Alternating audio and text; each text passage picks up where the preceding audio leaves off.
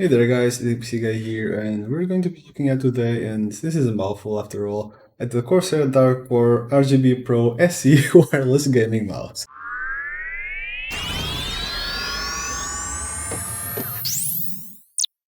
So I've gotten this bad boy recently, well, not so recently, kind of like a month ago, so I want to give it a couple of weeks, a month or so of use before I actually gave you guys my review on it.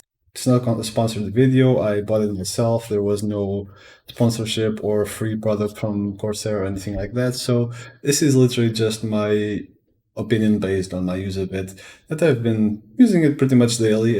It's my daily driver mouse right now. Not so much focus on all the technical specs, technical details of it, but on how well it actually performs and how it feels and all that sort of thing. With that said, just a very quick overview of the specs. They are on the Corsair website, and feel free to check them for yourself if you'd like. But it does have an 18,000 dpi sensor. It has 8 programmable buttons, which I'll go with you in a second. Has a few RGB spots, like you mentioned, like you saw, and it has the option to be either wired or wireless. It also has a selectable hip heart rate between 1000 or 2000 hertz, the slipstream technology that allows it to, when used wirelessly, to have a very low latency, a lightning fast response time, as well as taking use of IQ for things like the RGB and the memory profiles, like profiles that you have for your macros, your button mappings, all that sort of thing. That kind of really help you personalize and get the most use out of the mouse for whatever it is you use. So for starters, not going to do an unboxing because I already unboxed it long ago, but this is the box it comes on. It's the standard, kind of typical Corsair box, the yellow-black theme and all that sort of thing. Very compact, very easy, comes very safely packaged. Far as what does come in the box, well, pretty standard stuff. There's not a whole lot of accessories, there's no installation CD or anything like that, thankfully, because most people don't have CD drives anymore. You have the mouse itself, obviously. You have the charging cable, which is just a standard USB cable that you can get anywhere. It is, however, pretty nice and long. It is braided and all that sort of thing. So it is a very nice and good cable. And it has two different pieces that you can have on your mouse. These pieces will kind of change your grip, for example. I turn it off for a second. You can take it off here at the side. It is magnet mounted, mind you. And it just, you can just set it in there for a better grip if you would like to have this side piece sticking out a bit like that instead of being flat. It's really a matter of preference. You use whatever feels best to you. Uh, it's just really up to you. It gives you a bit of an option if you want some support for your fingers on this side or not. Being a Corsair product, as you can expect, there's some very heavy integration with IQ, as most of their most recent products are these days. This mouse is already from, I don't know, the model itself came out, I don't know, 2 years ago, I believe, 2018 or 19, but it's the most recent Dark Core line of products from them, so I guess you could say that it is a recent product from Corsair. Anyway, without going on a tangent here, just a quick look at IQ to let us see what kind of functionality you can expect. Going on your list of devices, you can, for starters, click on the Dark Core Pro and let's take a look. You have the different choices like change the polling rate, like I mentioned, update your firmware, which can be important in some cases. You have some interesting things like enable sleep mode after, and you can choose the amount of time, which is good. The mouse does have a button at the bottom that you can press or, well, toggle to see. It's an on and off button. Why am I making this so complicated? That you can toggle to turn on or off the mouse. However, if you have this enabled, it will just turn itself off on its own and it will wake up when you move the mouse, which saves a whole lot of hassle and trouble, and at the same time saving you battery time. Speaking of battery time, it does have the option to have a battery gauge in the system taskbar, so you can always keep an eye on how the battery is doing and if you need to charge it up or not, assuming you're using it on wireless mode, because why wouldn't you? Speaking of battery mode, and why would you not use it on battery? I mean, you bought a wireless mouse after all. Using it charged seems like a kind of waste, with the wire, that is. So speaking of battery, it does have, they claim 16 hours of battery life with the RGB lighting on, and up to 30 or 32 with the RGB lighting off. So it pretty much doubles your battery life to not have the lighting on. Keep in mind that this is hours of being in use. So if you know, have it at the PC and it goes into sleep mode half the time because you're watching a movie or something, it's going to last you longer. All that sort of thing. In my experience, I have to charge the mouse basically every 2 days. It lasts me 2 days, and at the end of the second day, it is needing charge, and that's with the lighting on. Obviously, it will depend how often you are at your PC and using your mouse, but that's kind of my track record in terms of usability, about a charge every 2 days. Speaking of charging your battery, you can charge it with the wire, obviously, which is why it came from, that USB cable. However, you do have the options of key charging. Now, that's the main difference between the Dark Core Pro SE and just the normal Dark Core Pro wireless. The SE does support key charging. And while I'm sure Corsair would love if we just bought their mouse mat for $100 almost, that includes key charging for your mouse, I ended up just buying this $2.50, I believe, Q charger from whatever random site I found it on, and it does the trick. It charges the mouse perfectly with no issues. In about 20 to 30 minutes, I usually have a full battery. The price difference between the two versions of the same mouse, they are pretty much the same. The main difference is the key charging, so keep that in mind if that's something you want to use or not. I found it very handy. Instead of always having to be shuffling with cables around my desk, that's one cable less that I need. And if you have a phone that also supports wireless charging, that's also something you can use it for. And it just doubles down as both because they are usually compatible and saves you a lot of hassle. Now, there is a price difference. The version that I got that supports keep charging costs, normally it depends obviously on sales and stores, but it costs usually around between the $15 and $20 extra. So that's something to keep in mind if that convenience is something that is worth that amount of money for you or not. Moving on to some more settings on your mouse, profiles and key mapping and DPI. That's something that is very, very versatile in this mouse. It's something that I love. And especially for people that use their mouse in a multitude of situations, it is extremely useful. So you are able to have 3 different profiles saved on your mouse. You actually, I believe, you need to have it connected with a cable to be able to change them, but that's simple enough. You just plug the cable and it's fine. Within each profile, you are able to save 3 DPI settings, which basically make your mouse be more or less sensitive. So you can adjust for whatever you want. If you're playing a game that you need quick movement, you insert a high DPI. But if at some places within that game you need a bit finer aim or whatever, you can have a slow DPI setting and you can toggle it on the fly with these 2 buttons here on the side that are the DPI up and down buttons by default. So that's what you can do within the profile, but you can also have multiple profiles. You can have that one profile with your DPI settings, and you can have another profile with different settings that you use for let's say productivity or something like that, and you switch between the profiles with this middle button here.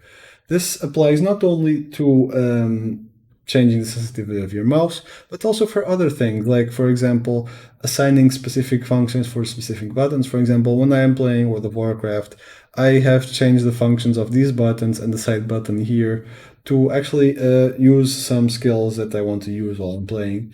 And I don't really have a need for DPI up and down inside that game. So I have remapped them to other things that are useful for me in that game. And if I then click this button to change the profile, I will go back on the fly with I don't need to open IQ, I don't need to bring up menus, I will just immediately switch back to other settings that I have on another profile for whatever I need. So that is extremely versatile, and for those of you creative enough to make this mouse work for multiple uses, that's something that is probably extremely useful.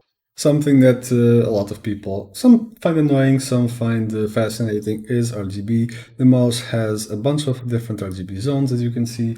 You can click which ones you want on or off. Right now, actually, I will aim the camera at the mouse for you guys to see. So as you can see, when I click a certain button, the lights turn off or on. You can actually, I'm turning on the other side. So as you can see, they are turning on or off whenever I click on the corresponding button. So you can kind of control which zones you have enabled or disabled with IQ. So any other Corsair devices that you have, you can sync it to kind of match the color, everything easily and without the whole pain in the butt that is synchronizing different RGBs from different companies. You can just switch between all these different profiles really, or just nothing at all. Like here you go, some nice rainbow effect. You can speed it up, slow it down, you know, every possible setting you can do, just you name it, just shifting through colors like that. It's all up to you. It's a nice extra to have, but for most people, it's not exactly a must. I usually have it on static white, which is what I do with my case as well when I have the lights on. And yeah, like I said, I would love to be a bit more creative with it, but as far as integration goes, I have way too many different brands for everything to work smoothly. I've mentioned a lot of times in the past that I would love for it to be a universal standard that would all just work together seamlessly, but we're not quite there yet, sadly. I would love to remind everyone, I know we're kind of in the middle of a video, but I would like to remind everyone that for us to do more and better testing and provide more feedback on more products, it's essential for the channel to grow a little bit. So I would really love if you guys would hit that subscribe button so I could do stuff like this a bit more often and also do it better with better conditions. Like, as you could see, the whole aiming the camera was far from ideal, and it would really be handy to have a dedicated camera and also improve the audio. I can assume it's a little bit echoey. I'm not really listening to the audio right now, but I can almost bet it's echoey. That said, the channel growing a bit would help us improve the conditions around here and, just be better equipped and have more products and more support from companies maybe one day in the future to be able to show you guys more and better stuff. So, clicking the subscribe button costs you nothing, and it's the best way to support us and to help me grow in the future as a YouTube channel. And just be able to do more and better for you guys in terms of content and product shown. So anyway, what is the verdict on our big boy here? So in terms of weight, it is pretty damn lightweight.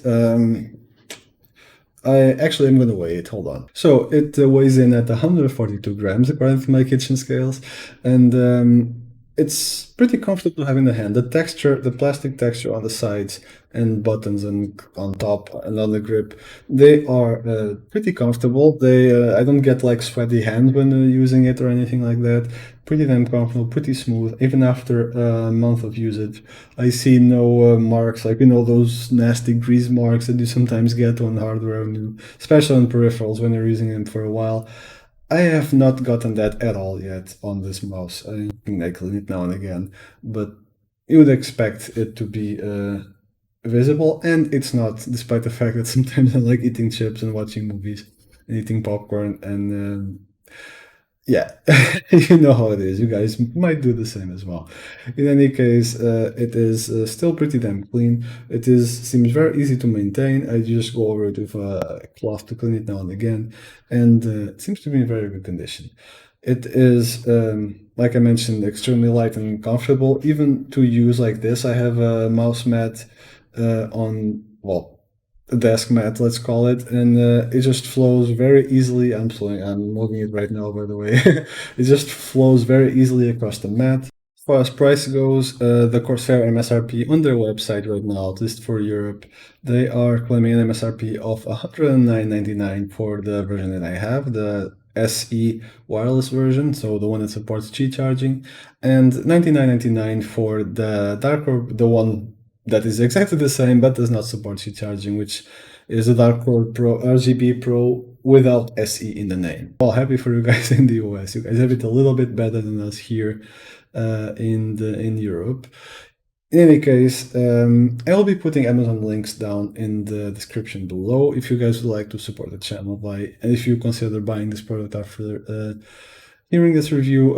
I'll put the links down there. If you are going to buy through Amazon, it would really be helpful for the channel if you do that, and it costs you nothing extra. I hope I have given you some clarity on this mouse. If you are looking for a nice gaming mouse for either gaming or productivity that looks good, performs well, and I don't have a whole lot of criticism about it, to be honest.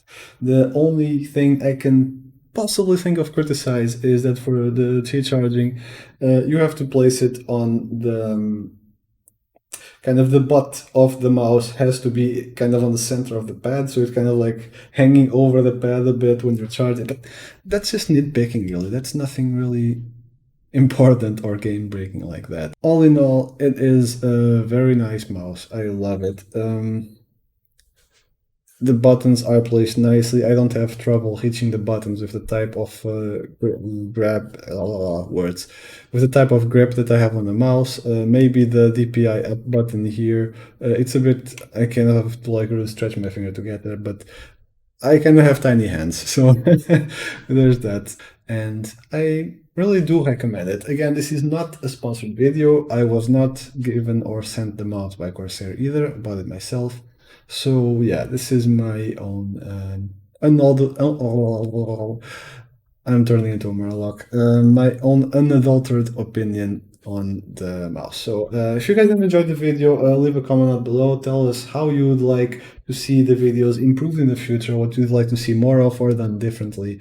And hit the like button or the dislike if you hated the video and you hate me. And I'm kidding.